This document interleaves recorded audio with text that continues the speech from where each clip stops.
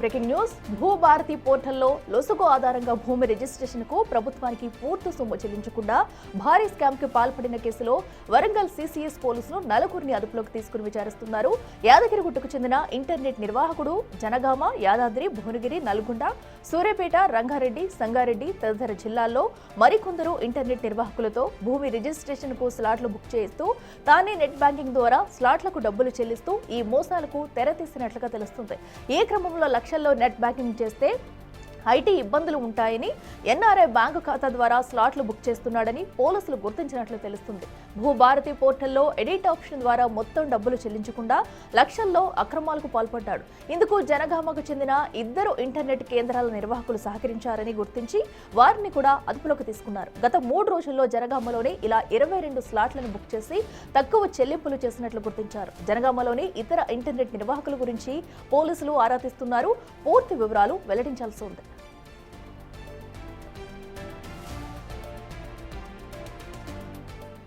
నలుగురిని అదుపులోకి తీసుకున్న పోలీసులు కేసులు నమోదు చేశారు. అక్రమంగా ప్రభుత్వ సొమ్ము మళ్లించిన 2 కరెంట్ అకౌంట్లు సీజ్ చేశారు. 100కు పైగా భూభారతి స్లాట్ బుకింగ్ లో 60 లక్షలు కాజేసినట్లు సమాచారం. భూభారతి రిజిస్ట్రేషన్ అక్రమాలపై లోకాయుక్త సైతం విచారణకు ఆదేశించింది.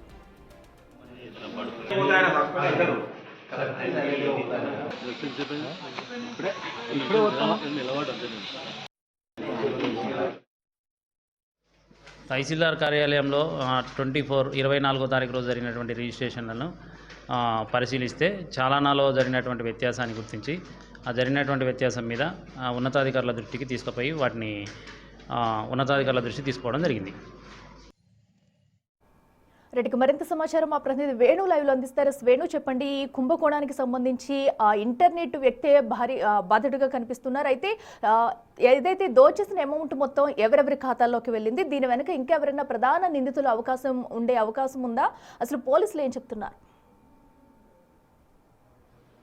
అఖిల, ఇప్పటి వరకు జనగామ జిల్లాలో నమోదైనటువంటి ఆ 10 ఫేక్ డాక్యుమెంట్ల పేమెంట్ సంబంధించి 4గురిని అయితే అదుపులోకి తీసుకున్నారు. అందులో జనగామకు చెందినటువంటి ఓ మీ సేవ నిర్వాహకుని లాగిన్స్తో యాదగిరిగుట్టకు చెందినటువంటి ఇంటర్నెట్ నిర్వాహకుడు ఇదంతా తతంగం నడిపినట్టుగా పోలీసుల విచారణ తేలింది. ఇదే విధంగా ఉమ్మడి వరంగల్, ఉమ్మడి నల్లగొండ, ఉమ్మడి రంగారెడ్డి, ఉమ్మడి ఈ 4 ఉమ్మడి జిల్లా లోపల ఇదే విధంగా జిల్లా కేంద్రాలని టార్గెట్ చేస్తారు. ఎందుకంటే జిల్లా కేంద్రాల్లో ఇలా ట్రాన్సాక్షన్స్ వాళ్ళు భూముల రేట్లు ఎక్కువ ఉంటాయి కాబట్టి చలన పేమెంట్ కూడా అమౌంట్ ఎక్కువ ఉంటుంది. సో వాటిని టార్గెట్ చేసుకొని జిల్లా కేంద్రంలో ఉన్నటువంటి మీ సేవ నిర్వాహకులను కానీ ఇంటర్నెట్ నిర్వాహకులను కానీ వాళ్ళ లాగిన్స్ తీసుకోవడం, వాళ్ళకి కమిషన్ బేసిస్తో అందజేస్తానంటే చెప్పి ఈ విధమైన తతంగాన్ని తెరలేపినట్టుగా ప్రస్తుతం పోలీసులు గుర్తించారు. అందులో 3 ప్రధాన సూత్రాలుగా గుర్తించి ప్రస్తుతం వాళ్ళకి సంబంధించినటువంటి ట్రాన్సాక్షన్ చేసి ఆ మిగతా సొమ్మును ఏ అకౌంట్లకైతే మార్చడం జరిగిందో ఆ 2 అకౌంట్లను కూడా ప్రస్తుతం పోలీసులు సీజ్ చేశారు. కొంత నగదును కూడా స్వాధీనం చేసుకుంటున్నట్టు తెలుస్తుంది. ఈ రోజు జనగామ జిల్లా నమోదైన కేసుకు సంబంధించి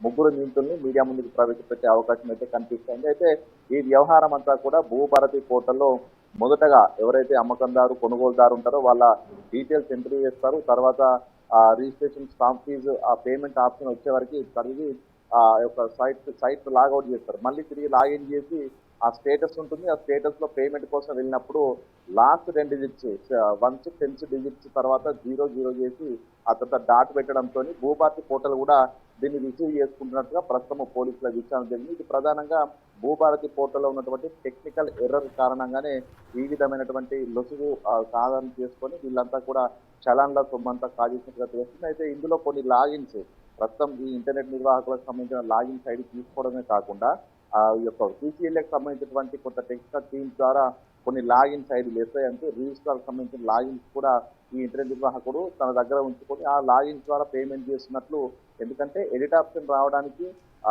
ఏదైతే మార్కెట్ వాల్యూ ఉంటుందో దాన్ని పెంచుకోవడానికి కానీ తగ్గించుకోవడానికి వీలుండదు. కానీ ఆ లాగిన్స్లోకి వెళ్ళిన తర్వాత అమౌంట్ తగ్గించినటువంటి వెసులుబాటు కలుగుతుంది కాబట్టి 2 డిజిట్స్ తర్వాత డాట్ ఉంచి ఆ పేమెంట్ చేసి ఈ విధమైనటువంటి కుంభకోణానికి చెల్లేపారు. సో ఇప్పటి వరకు అయితే ఈ యొక్క జనగామ జిల్లాకు సంబంధించినటువంటి ట్రాన్సాక్షన్లో గత 6 నెలల లోపల దాదాపు 100కు పైగా డాక్యుమెంట్ల ఫీడింగ్ జరిగింది. ఆ తర్వాత పేమెంట్లో ఈ విధంగా 10% పేమెంట్ చేసి మిగతా 90% ఆ అమౌంట్ను కూడా వాళ్ళు కొన్ని కరెంట్ అకౌంట్లకి ట్రాన్స్ఫర్ చేసుకున్నారు. అయితే ఈ తతంగం అంతా కూడా దాదాపు కొన్నేళ్ల నుంచి జరుగుతోంది. ధరణి సమయంలో కూడా ఇదే విధంగా చలాన్ అమౌంట్ తక్కువ చేసి పేమెంట్ చేశారని కూడా ప్రస్తుతం పోలీసులు ప్రాథమికంగా నిర్ధారించారు. దీనిపై వరంగల్ సిసిఎస్ పోలీసులు ఇంకా లోతైన దర్యాప్తు చేస్తున్నారు. ఎందుకంటే ఈ యాదగిరి గుట్టకు సంబంధించినటువంటి ఇంటర్నెట్ నిర్వాహకుడితో పాటుగా అటు రంగారెడ్డి జిల్లాకు చెందినటువంటి మరొక ఇద్దరు కూడా ఇందులో కీలక పాత్ర. వీళ్ళే మొదటగా ఈ లొసుగును గుర్తించి ఈ ఇంటర్నెట్ సెంటర్ నిర్వాహకుల లాగిన్స్ తీసుకుని ఈ విధమైనటువంటి పేమెంట్ చేస్తూ ప్రభుత్వ ఖజానా గండి కొట్టినట్లు తెలుస్తుంది. ఇప్పటి వరకు జనగామ జిల్లాలో 60 లక్షలకు పైగా సొమ్మును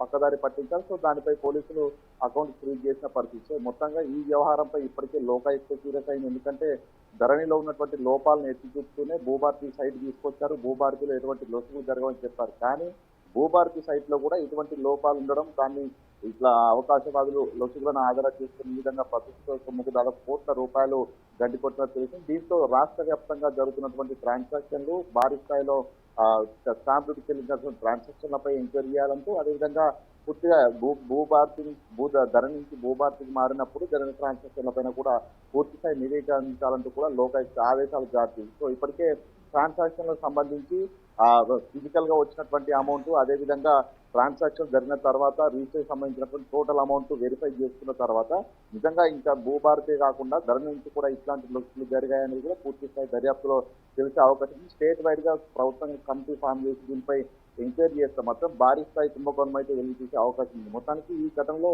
జనగామ పోలీసుల ఎంక్వైరీలో కొంత జ్యురిస్డిక్షన్ పరిధి కారణంగా ప్రస్తుతం అయితే ఈ ముగ్గురు యువకులను అయితే అరెస్ట్ చేసే అవకాశం అయితే కనిపిస్తుంది. ఇంకా మరింత లోతైన దర్యాప్తు జరిగితే స్టేట్ వైడ్ జరిగినటువంటి కుంభకోణం అంతా వీళ్ళకి వచ్చే అవకాశం అయితే ఉంది. Right Venu, thank you. So ఏదైతే జనగామలోని భూభారతి పోర్టల్ ద్వారా జరిగిన భారీ కుంభకోణంలో ఇప్పటికే పోలీసులు 4గురిని అయితే అదుపులోకి తీసుకున్నారు. అయితే మరికొంతమంది ఇంటర్నెట్ నిర్వాహకులు కూడా దీనిలో ఉండే అవకాశం ఉందని ఇంకా విచారణ అయితే జరుగుతుంది. ఇప్పటికే దీనికి సంబంధించి 2 కరెంట్ అకౌంట్స్ కూడా సీజ్ చేశారు. అసలు అకౌంట్స్ కూడా ఎవరి పేరు మీద ఉన్నాయి, ఇంకా దీని ద్వారా కాజేసిన డబ్బు మొత్తం కూడా ఎవరి అకౌంట్లోకి వెళ్ళిందని దానిపై పోలీసులు అయితే నిఘా పెట్టారు.